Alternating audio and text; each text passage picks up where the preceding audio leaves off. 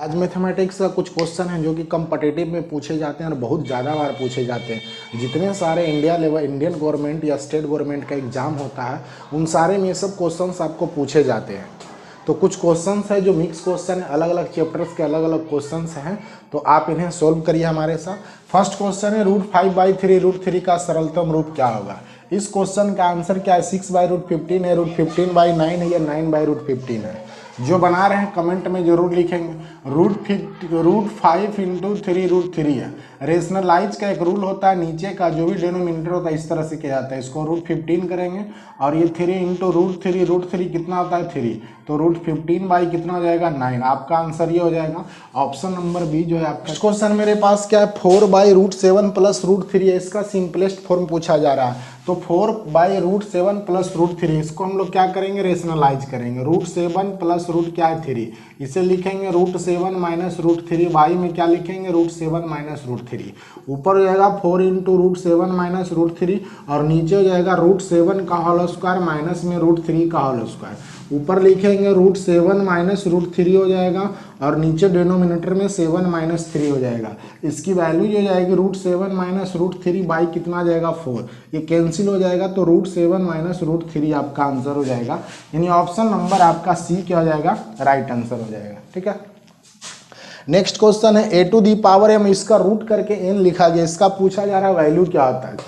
Option में a⁴mn है, a⁴m + n और a⁴m/n और d में नॉन ऑफ दीज है। तो आप जान लीजिए a⁴m और इसका जो n होता है इसका मतलब होता है a⁴m है और इधर वाला 1/n हो जाता है, यानी a⁴m क्या हो जाएगा? n हो जाएगा। तो इसका राइट आंसर क्या हो जाएगा? Option number C. ये एक्सपोनेंट का क्वेश्चन है और एक्सपोनेंट का कुछ फॉर्मूले होते हैं। जैसे a⁴m डिवाइड में अगर आपका है क्वेश्चन डिवाइड में a⁴n तो ये a⁴m - n हो जाता है। अगर a⁴m × n रहता है तो ये प्लस हो जाता है। ठीक है। अगर डिवाइड में क्वेश्चन है बेस सेम है तो पावर माइनस होते हैं, अगर मल्टीप्लाई में और बेस सेम है तो उसका पावर क्या होते हैं? ऐड होते हैं। और भी इसमें एक फॉर्मूला होता है, किसी भी नंबर पे पावर 0 उसकी वैल्यू क्या होती है? 1 होती है। कोई भी नंबर हो, 1000 पे पावर 0 हो, अगर आपसे 100 पे भी पावर 0 पूछ दे, -3 पे पावर 0 पूछ दे, 1000 पे पावर 0 पूछ दे, तो इन सारे वैल्यू का नंबर क्या हो जाएगा? 1 हो जाएगा। x पे पावर 0 तो भी 1 होगा, y पे पावर 0 तो भी 1 हो जाएगा। तो इस तरह का जब भी एग्जाम्स में क्वेश्चन आते हैं या फिर चाहे आपका इतना बड़ा ब्रैकेट करके पावर दे दे, जिसे सोल्व नहीं करना, उसका डायरेक्ट वैल्यू क्या लिखेंगे? हम 1 लिखेंगे। तो ये इस तरह का कुछ क्वेश्चंस जो आपको कंपटीशन में पूछते रहते हैं, चाहे वो रेलवे का हो, बैंक का हो, कलर का हो, इंडिया का कोई भी गवर्नमेंट जॉब हो, आपको इस तरह का सवाल जो है आते रहते हैं। नेक्स्ट क्वेश्चन हमारे पास है कुछ इस तरह का डाटा दिया गया जिसके ऑप्शंस भी दिए गए, इनमें से आप सोल्व भी कर सकते हैं। उसका राइट आंसर क्या हो ये भी आप बता सकते हैं। आप खुद बनाइए, अगर नहीं आता है तो हमारे पास देखिए बोर्ड पे कैसे बनते हैं क्वेश्चन। ये सब क्वेश्चंस बहुत सारे एग्जाम्स में आए हुए हैं और जितने सारे एग्जाम्स होने वाले रहते हैं जो एवरी ईयर कंडक्ट किया जाता है, उन सारे एग्जाम्स में पूछने की ज़्यादा चांसेस रहते हैं। तो सोल्व करिए, सारे के सारे एक्सपोनेंट पे क्वेश्चन बनते हैं। फर्स्ट क्वेश्चन का जो सॉल्यूशन है आपका 16 √3 और यहाँ पे 4 दे दिया गया। इसका रूल होता है कि 16 पे पावर 3 और ये जो रूट में रहता है ना वो 1/4 आकर के हो जाता है, यानी 16 पे पावर 3 बाई कितना हो जाएगा 4। 16 को 2 का पावर 4 लिखते हैं 14, ये आपका हो गया इतना। 2 का पावर 3 इसकी वैल्यू क्या होती है 8, यानी इस क्वेश्चन का राइट आंसर क्या हो जाएगा? आपका बी नंबर ऑप्शन हो जाएगा, आंसर 8 हो जाएगा।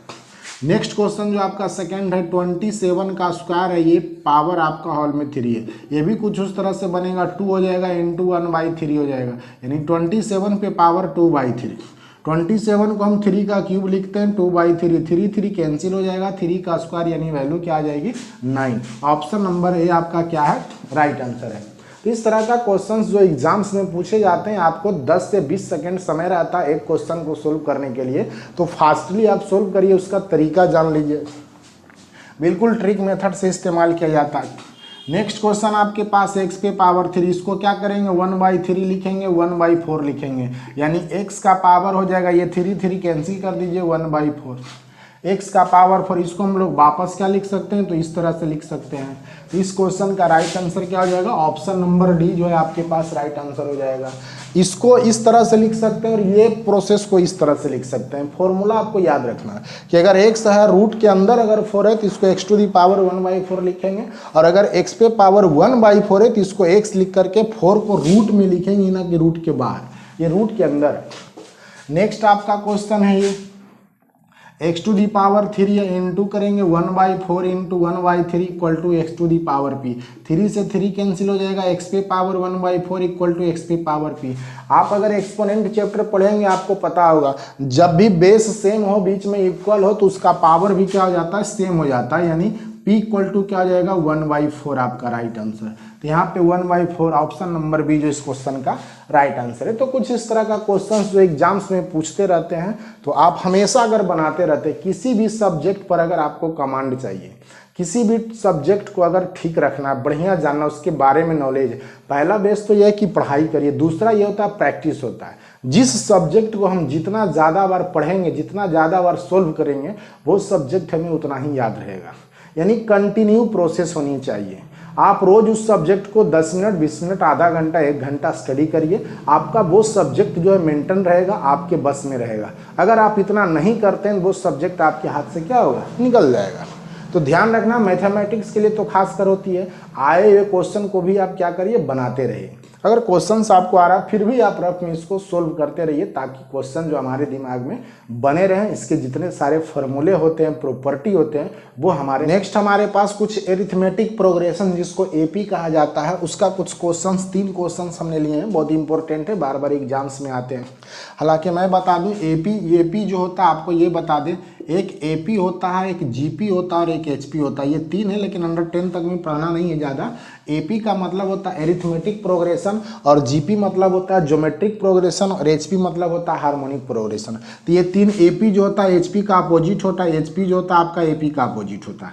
तो यहाँ पे अंडर 10th में आपका एपी के कुछ क्वेश्चंस दिए जाते हैं और इससे सवाल भी बनते हैं। एपी के प्रथम सम संख्याओं का योग कितना होगा, n इंटू एन प्लस 1 है, n इंटू एन माइनस 1 है, n इंटू एन माइनस 2 है। जैसे कहने का मतलब क्या है, जो प्रथम सम संख्या जैसे 2, 4, 6, 8, 10, अब मान ले इसको ऐड करना है, तो ऐड करने में आपके पास समय लगेगा, और यहाँ पे 5 नंबर है, यानी n आपका कितना हो गया 5। इस पे सेट कर लीजिए, 5 इंटू 5 प्लस 1 यानी 5 इंटू 6 कितना आ जाएगा, 30 आ जाएगा। आप इसको ऐड भी कर सकते हैं, 8 2 10, 10 20, 6 4 10 30 आंसर इसका आ रहा है।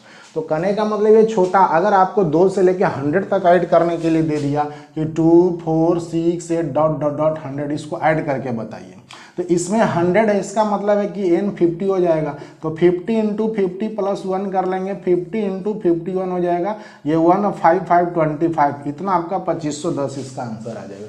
तो जब भी लॉन्ग क्वेश्चंस आपको अगर ऐड करने के लिए डायरेक्टली देता है, तो आप ये फॉर्मूला का इस्तेमाल कर सकते हैं, n इंटू एन प्लस 1।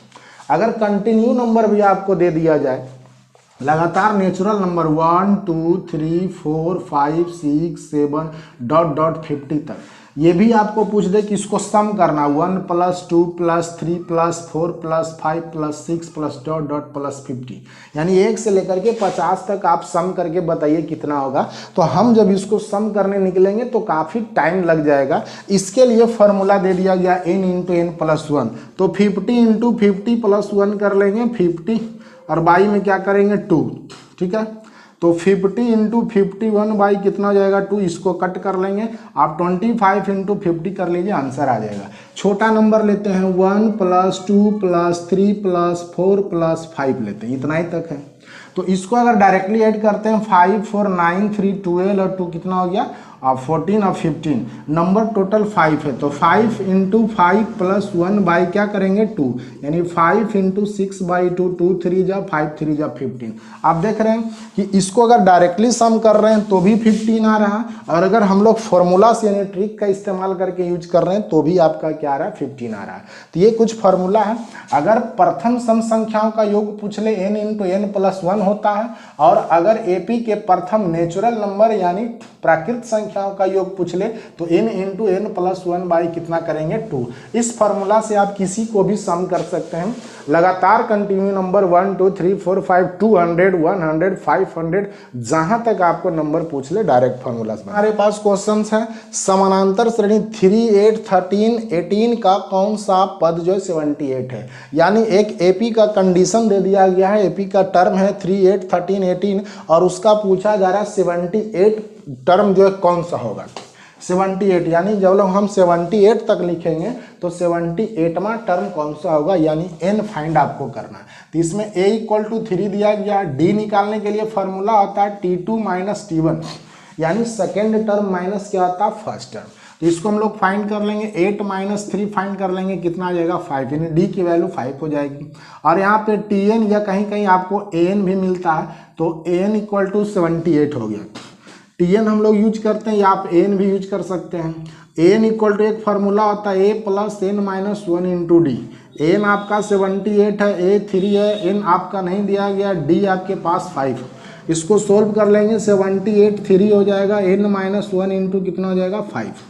ये माइनस होकर के आपका पास आ जाएगा 78 माइनस 3 75 और इंटू में हो जाएगा n माइनस 1 इंटू कितना 5 से कैंसिल हो जाएगा 15 equal to n minus 1, n equal to 15 plus 1 यानी कितना आ जाएगा 16।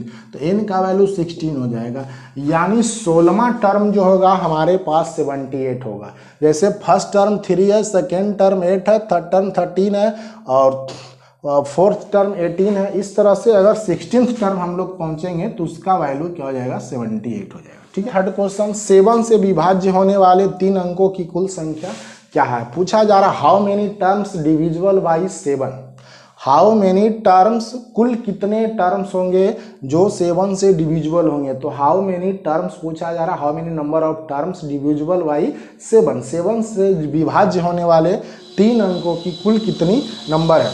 तो 7 से जो विभाज्य होने वाले 3 अंकों की कुल नंबर, तो पहला नंबर आपका 105 जो कि 7 से डिविजिबल है, क्योंकि 100 नहीं है, 101 102 103 104 ये सब 7 से डिविजिबल नहीं है, नॉट डिविजिबल बाई 7, बट 105 जो आपका 7 से डिविजिबल है। अब इसमें आप ऐड करते चल जाइए तो 112 हो जाएगा, फिर आपका 19 हो जाएगा। इस तरह से लास्ट नंबर हम लोग चेक कर लेते हैं 1000 से 7 से डिविजिबल है या नहीं। तो आप चेक कर पाइएगा, शायद 994 जो होगा 7 से डिविजिबल होगा।